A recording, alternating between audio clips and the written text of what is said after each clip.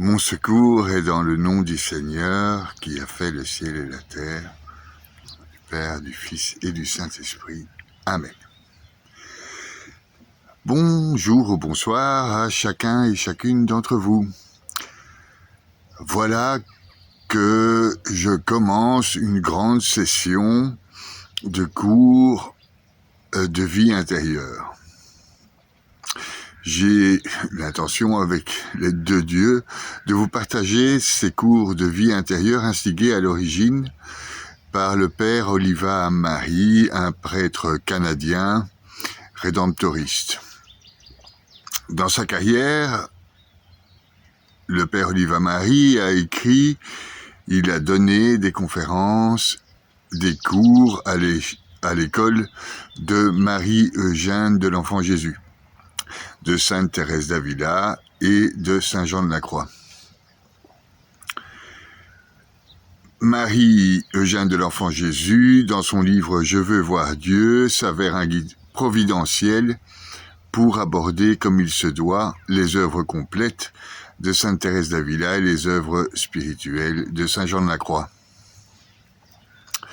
Nous avons communié, nous dit le père Oliva Mary, à cet enseignement carmélitain, comme à plusieurs autres, pour offrir ces cours de vie intérieure à la portée de tous, afin de les initier à une vie d'oraison, donc de prière, et d'intimité avec le Seigneur. C'est la richesse et la fécondité de notre Église de nourrir ainsi les âmes par des mines spirituelles différentes, mais toujours riches, des vitamines essentielles à la sainteté. Ces cours se veulent une formation de base permettant aux plus humbles de tirer un plus grand profit intérieur lorsqu'ils s'alimentent de différents menus spirituels présentés par les maîtres de toutes les écoles. C'est bien là la vie du corps mystique de Jésus-Christ, l'Église, qui est ainsi portée jusqu'aux petites cellules grâce aux artères spirituelles que sont les écrivains de Dieu. C'est une phrase donc de notre père Oliva Mary. Quant à moi, je me présente, je m'appelle Yvon Mars et je suis un frère de Saint-Benoît, c'est-à-dire un oblate bénédictin, un laïc consacré. Cela fait 5 ans maintenant que j'étudie en profondeur les écrits de Sainte Thérèse d'Avila, de Saint Jean de la Croix et de Sainte Thérèse de Lisieux. Je me permets donc de commencer ces cours et de rajouter une pierre à l'édifice du père Oliva Mary, dont je me sens en charge de perpétuer la mémoire et les enseignements. Je pousserai pour ma part encore plus loin le bouchon vers le néant, vers ces gens qui doutent ou ne croient pas en Dieu, pour les amener à une vie intérieure en Dieu. Donc j'ai fait un schéma et je vais vous l'expliquer afin que vous puissiez mieux comprendre de ce qui va se passer. Regardez le schéma au niveau -1, s'il en reste plein, si vous voulez, sur le trottoir de la spiritualité, les perdus spirituels, comme je les appelle, qui ont, comme tout le monde, un potentiel mystique, car nous sommes des humains, donc nous sommes capables de Dieu. C'est ce qui fait notre humanité. Par nature et par vocation, l'homme est un être religieux, capable d'entrer en communion avec Dieu. Et c'est ce lien intime et vital avec Dieu qui confère à l'homme sa dignité fondamentale et qui nous différencie des animaux. Donc, sur le schéma, sur le trottoir donc spirituel, au -1, il y a par exemple les druides, les chamans, les astrologues, les alchimistes, les énergéticiens, les aficionados du New Age et des nouvelles spiritualités, ou encore les pseudo-bouddhistes véganes de tout poil. Ils sont sur le trottoir, et sur ce trottoir, il y a ce nous, il y a ce moi en devenir, et même un moi en Dieu, et pour l'éternité, et de toute éternité. Nous sommes donc tous capables d'une vie intérieure, une vie intérieure remplie, capable de trouver son âme, capable de vraie vérité et de vraie justice, capable de rentrer dans notre moi profond, qui est tout sauf un néant. Donc ces cours serviront à donner l'accès à ce moi, à cet infini, à cette éternité. Ces cours serviront à donner accès donc au bonheur, à l'amour, à la spiritualité, à la paix et à Dieu. Le but ultime du cours étant ce commerce intime avec ce Dieu trinitaire dont on se sait aimé, pour paraphraser Sainte Thérèse d'Avila. La rencontre avec le Créateur sous-entend sa connaissance et la connaissance de ses lois. C'est dont il est question dans la Bible.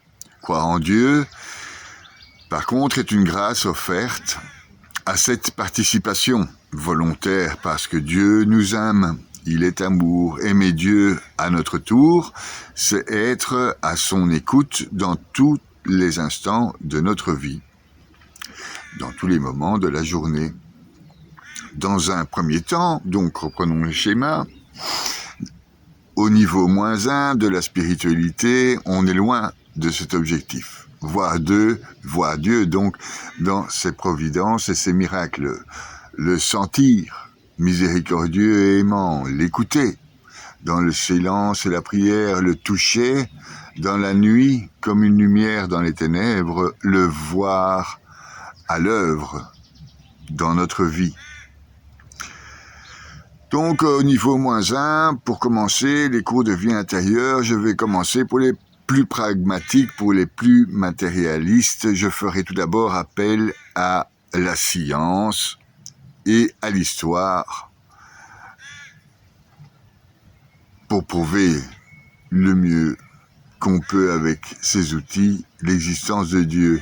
Je ferai appel aussi à la philosophie pour nous instruire sur les questions de l'âme et de notre intériorité, à la métaphysique, à l'astrophysique, à la théologie mystique, et je vous partagerai les écrits ou les pensées des hommes qui cherchent Dieu. Ce sera donc sur le schéma au niveau -1.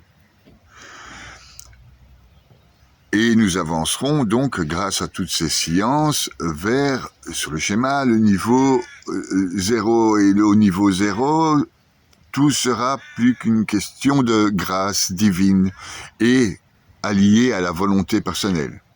Comme nous l'exprime si bien ce jésuite Gabor Evensi à l'école de Saint Ignace de Loyola, crois en Dieu comme si toutes ces choses dépendaient de toi et en rien de Dieu. Cependant, mets tout en œuvre en elle, comme si rien ne pourrait être fait par toi et tout par Dieu seul. Donc, Dieu agira dans le cœur des gens de bonne volonté. Dieu agira dans le cœur du baptisé. Et s'ils ne le sont pas au niveau 0, ils le feront. Le niveau 0, c'est le niveau de l'appel de Dieu, le baptême spirituel, la repentance, savoir qu'on n'est que pauvres, pécheurs, que nous pouvons connaître Dieu que sans mourir à nous-mêmes.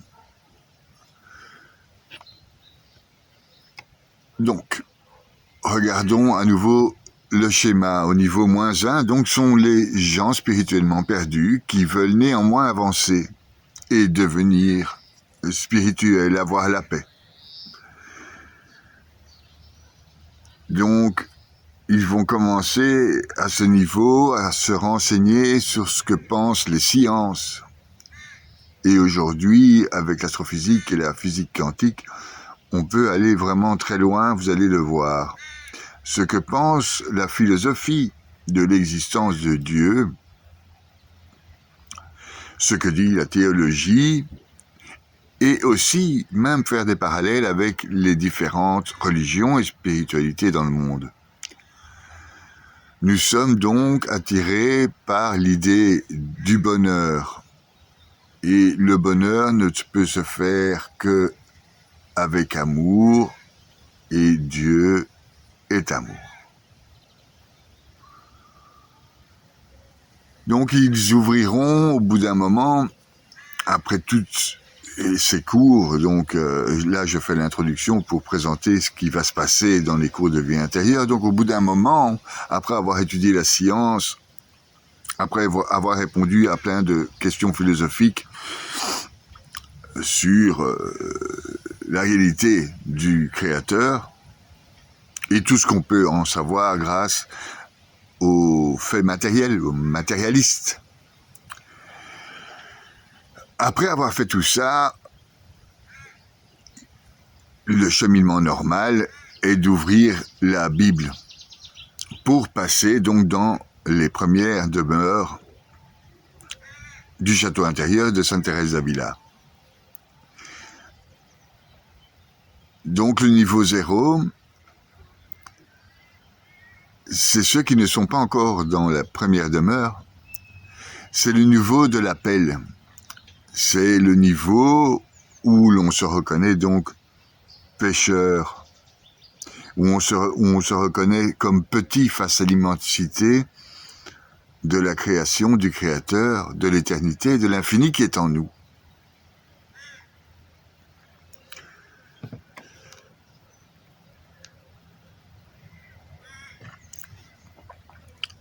Cet élan, instigé par les grâces de Dieu,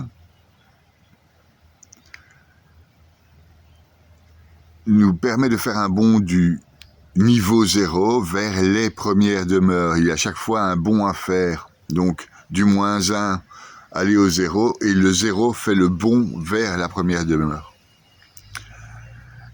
Et il en est pareil de la première demeure jusqu'à la troisième demeure. La deuxième fait un bond. Les deuxièmes demeures font un bond vers les troisièmes demeures. Enfin, je m'explique. Regardons le schéma. Le niveau 0 est le sommet qui permet d'arriver ou de sauter vers les premières demeures. Nous y entrons bien qu'encore dans la rue, dans les parvis, dans le jardin du château de l'âme. Donc, dans ce saut, nous sommes encore empreints d'imagination, de pensée, de sentiments, d'émotions, de passion, de réflexion, d'intelligence.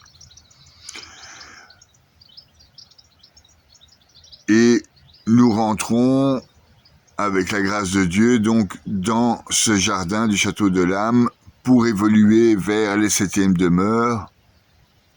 Et une fois entrés dans le château, il nous faut entrer par... C'est un château, donc les premières demeures, ensuite les deuxièmes demeures, où nous devons combattre nos démons, travailler la vertu de charité, la miséricorde, travailler toutes nos vertus.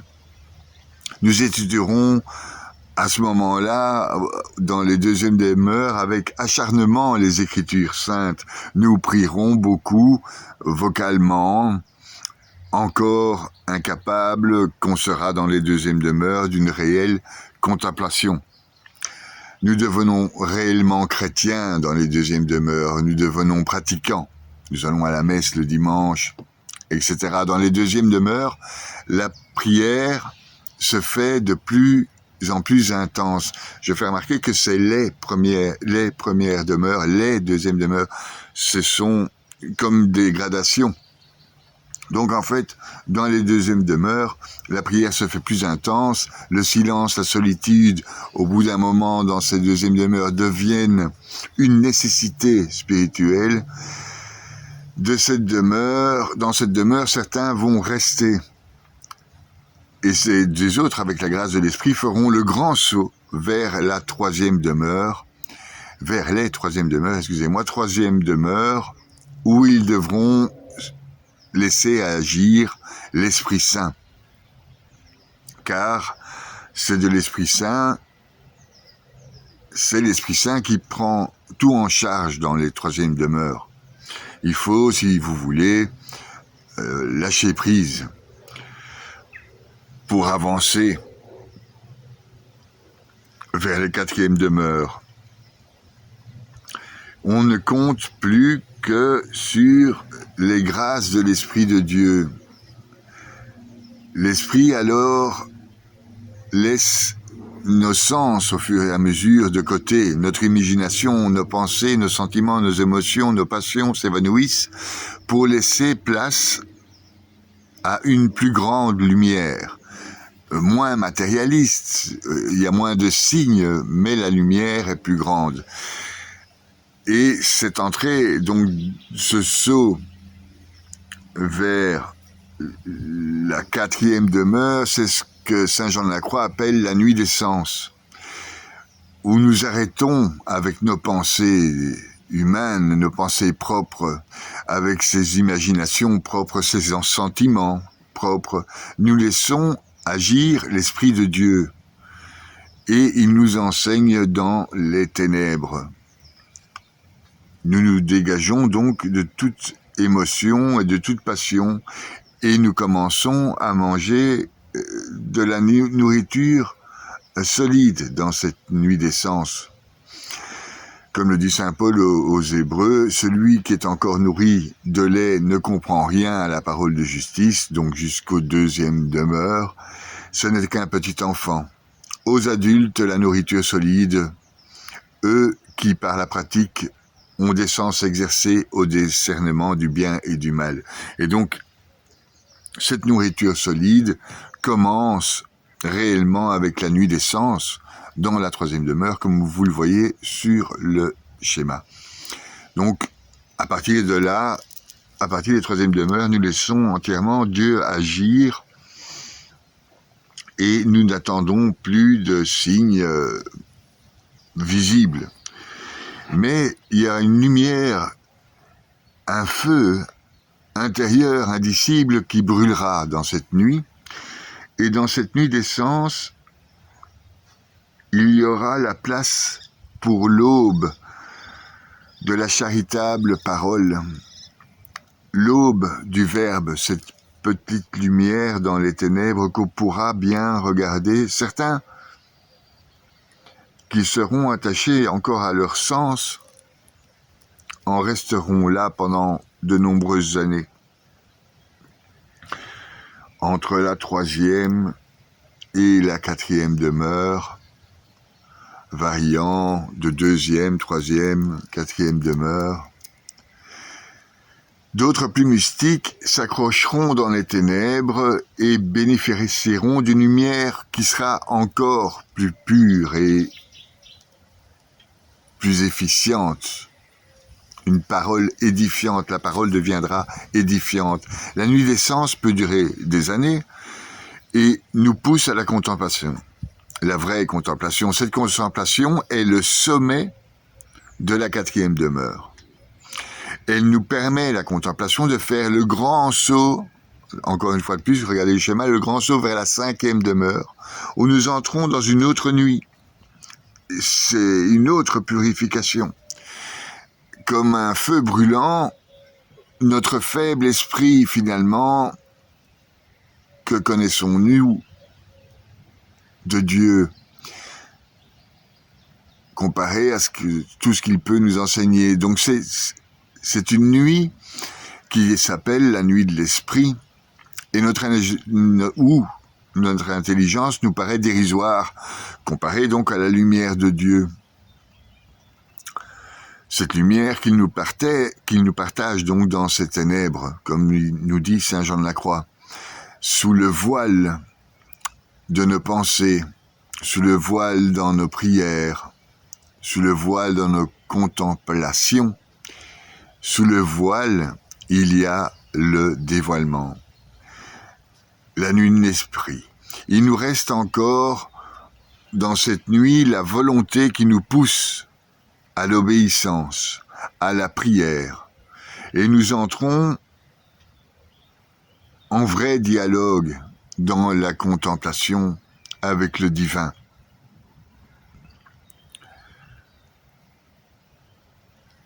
Tout cela sera développé dans la suite des cours, évidemment, on va aller vers la connaissance de Dieu. Donc cette nuit de l'esprit, donc, qui est le centre du schéma, cette nuit de l'esprit, c'est la 5e demeure qui nous permet de rentrer dans les 6e demeures, celle où tout devient humilité, charité, obéissance. Et pour, tout en douceur, nous baigner dans l'amour de Dieu et nous rendre entièrement charitables par son ineffable miséricorde.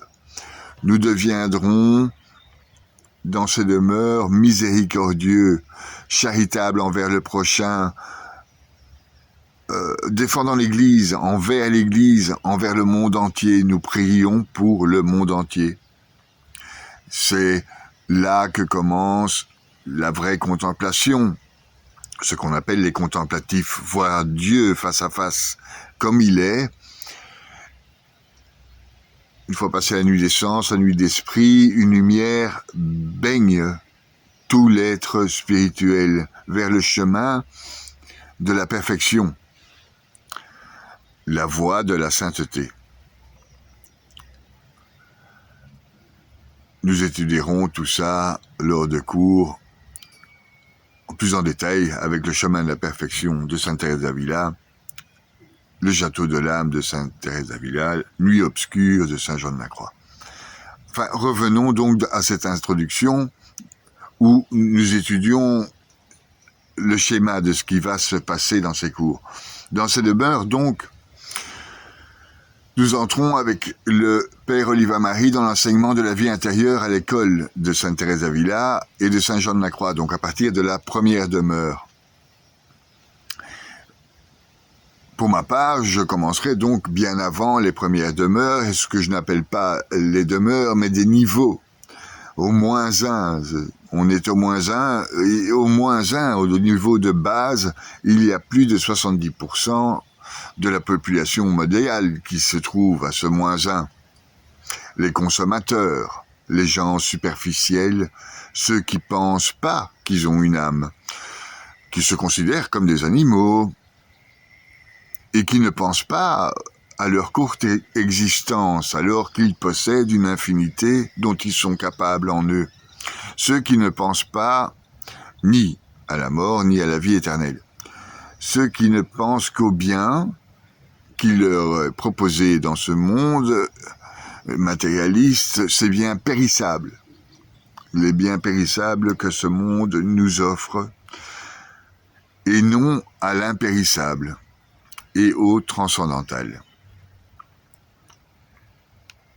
Leur âme, au niveau moins 1, est plongée dans un néant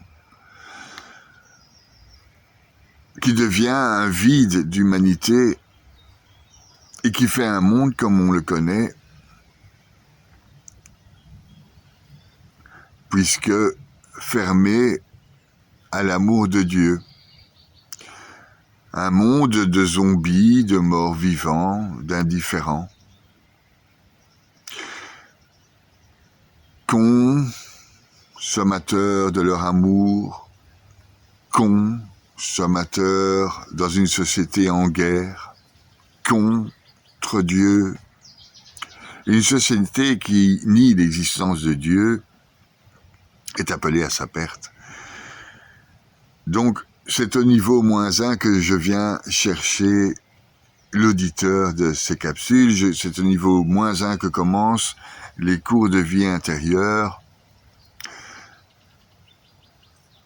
Et nous commençons donc, en partant du point de vue matérialiste, nous commencerons donc par la science, par l'histoire, par la théologie, par la mystique par après, pour arriver donc jusqu'à, je l'espère, l'appel de Dieu qui vous permettra de continuer à avancer dans votre vie intérieure, votre vie spirituelle. Donc, ces cours se feront à l'école de Père Oliva-Marie et de Saint-Jean-de-la-Croix et de Sainte-Thérèse de Lisieux et de Sainte-Thérèse d'Avila, de tous les mystiques, parce que c'est des cours en fait de théologie mystique. Alors bon, pour avancer dans la spiritualité, vous avez le choix entre l'extase de la vie chrétienne ou judéo-chrétienne ou l'instase du bouddhisme. Donc je ne vais pas vous donner des cours de bouddhisme, je ne serais incapable de le faire. Mais donc, ce qui est aussi une vie, évidemment, le bouddhisme offre aussi une vie intérieure, mais c'est pas du bouddhisme que je vais parler, donc c'est de la religion chrétienne, donc vers l'extase et pas vers l'instase. Donc nous irons en extase vers Dieu au cours de ces cours que j'ai l'espoir de vous donner jusqu'à la fin. Voilà donc le schéma du cours de vie intérieure du niveau -1 vers la conversion, vers les premières demeures de Sainte-Thérèse d'Avila, jusqu'aux 7e demeures de Sainte-Thérèse d'Avila. Et je partagerai donc des vidéos de Père Oliva-Marie et je ferai aussi des commentaires sous les vidéos. Donc voilà, j'espère que j'arriverai à mener cette expédition à bien. C'est vraiment primordial dans la société actuelle de retrouver son âme et donc de retrouver Dieu. Vous pouvez m'encourager en mettant des j'aime et en mettant des commentaires sous la vidéo, parce que le boulot est ardu. Voilà. Que Dieu vous bénisse. Au nom du Père, ou du Fils et du Saint-Esprit. Amen. Père Gignac, vous êtes le fondateur et l'initiateur d'une école de vie intérieure. On entend souvent parler de tout genre de cours, mais une école de vie intérieure, qu'est-ce que c'est? C'est une école, c'est-à-dire une formation qu'on veut donner aux gens sur la vie intérieure, en profondeur, sur la vie chrétienne. Oui. Les profondeurs de la vie chrétienne. Mais ça s'adresse à qui, ça? Ça s'adresse aux chrétiens. Aux chrétiens. Ça demande une formation. Et aux non-chrétiens aussi, qui voudraient venir écouter, bien sûr. Hein? Oui. Mais enfin, ça s'adresse aux chrétiens pour leur dire le cheminement intérieur de leur vie chrétienne. Hein? Comment rejoindre dans leur intérieur profond cette présence de Dieu qu'ils ont reçue au baptême, puis qui ne demande qu'à se développer et à grandir, à s'épanouir. Alors c'est ça qu'est l'école, c'est-à-dire une série de cours qui s'adressent à des gens de bonne volonté qui viennent sans aucune obligation, sans inscription formelle non plus. On les inscrit tout simplement pour les reconnaître un peu, mais c'est pas du tout comme une université, c'est simplement des cours qu'on vient prendre. Hein? Ouais. C'est plus des dispositions intérieures que ça prend que des diplômes ou n'importe quoi. Ah ben oui, on vise pas tellement les diplômes, non. On vise surtout le bien-être et, comme vous l'avez dit, nourrir l'espérance chrétienne. Parce que c'est difficile aujourd'hui de vivre avec les taux de chômage, des espoirs qui ont été mal placés. Et puis, même quand certains espoirs sont comblés, on se retrouve souvent avec un vide. Et puis, on cherche autre chose. C'est parce que les espoirs qu'on se fait souvent, hein, Ce sont des espoirs secondaires, très secondaires. Et puis, on peut être comblé dans ces choses-là, puis frustré dans l'espoir fondamental, l'espérance fondamentale d'une vie qui ne meurt pas, une vie qui va s'éterniser, qui va être éternelle et qui va nous combler de bonheur. Tous les succès de la terre, là, on le sait bien, ça, c'est éphémère, ça ne va pas loin. Ça se base sur quoi, votre... Parce que comment ça a commencé, l'école de vie intérieure, Père Gignac? Oh mon Dieu! Ça a commencé dans une petite retraite fermée. Vous savez, comme prédicateur, nous avions dans ce temps-là les retraites paroissiales, il y en a encore, mais qui évoluent un peu, là. Mais dans les temps libres, parce que la retraite paroissiale, ça nous prenait ça à l'automne et surtout au carême. Et tous les autres temps, les prédicateurs étaient libres d'accepter des ministères secondaires. Hein. Alors c'est ainsi que j'ai été amené à prêcher des retraites fermées. Oui. Pour dames d'abord, plus tard pour tout le monde. Oui, mais d'abord ça s'adressait aux dames d'abord. Alors après une retraite fermée où on avait peut-être 20-25 personnes là, c'était en 52, ça. Le groupe, en terminant la retraite, disait « c'est dommage qu'on s'en aille là-dessus. Pourquoi pas continuer à nous visiter, à nous grouper, puis à nous enseigner? Parce que l'enseignement, ils voulaient de l'enseignement. » Moi, j'ai toujours voulu, je pense que c'est un peu mon charisme particulier, pas seulement convertir, mais nourrir. Nourrir, donner de la substance, donner de la vérité. Hein? Il y en a en masse, la vérité chrétienne. Oui. Mais les populations n'en savent qu'une petite parcelle. Hein? Oui. Souvent, ils n'ont pas 1% de la vérité chrétienne. Ils vivent avec ça sur le bord. Hein? Alors, j'ai constaté à cette occasion-là que les gens sont avides de nourriture, intellectuelle, mais surtout spirituelle. C'est pas le genre universitaire, mais pas du tout. Hein? Mais dès qu'on leur dit la vérité, qu'ils peuvent se fier à la vérité, tout de suite, c'est leur espérance qui s'éveille. Hein? Oui. Ils mordent à quelque chose de profond, et puis qui les appelle, qui les enchaîne déjà. Mais là, vous avez commencé à Montréal, avec un petit groupe? Un tout petit groupe, il y était 6 personnes. 6 personnes? Mais tout le monde n'est pas venu. Hein? Oui. C'est quelques personnes qui m'ont décidé à ça. Et justement, parce que c'était tout petit, c'est pour ça que j'ai commencé. Oui. Vous n'aviez pas vu ça comme aujourd'hui? J'ai commencé sans permission. Oui. Oh, entendons-nous. Avec la permission d'en haut? Je veux scandaliser personne. Hein? Oui. J'avais une permission de prêcher. Oui. J'avais la permission de donner des conférences occasionnelles. Oui. Mais j'étais pas pour dire à mes supérieurs, moi, vous savez, là, j'ai une grosse affaire en vue, là, et puis ça va devenir formidable, vous verrez ce qui va se produire, mais absolument pas, hein. Oui. J'aurais été, je pense bien, un peu mis de côté, on m'aurait trouvé une place. Combien vous en avez de groupes aujourd'hui? Actuellement, j'ai 23 groupes. 23 groupes. À moi. Oui. Puis j'ai 2 confrères qui ont commencé à suivre des cours aussi. Oui. Oui. J'ai 2 confrères qui donnent chacun 2 groupes. Mais une école de vie intérieure, quand on pense à une école de vie intérieure, vous avez dû pas simplement donner une conférence, ça a dû se structurer, vous devez suivre... Oui. C'est quoi à peu près le... Oui. C'est un ensemble, un enseignement d'ensemble, hein, où en fait c'est assez ambitieux.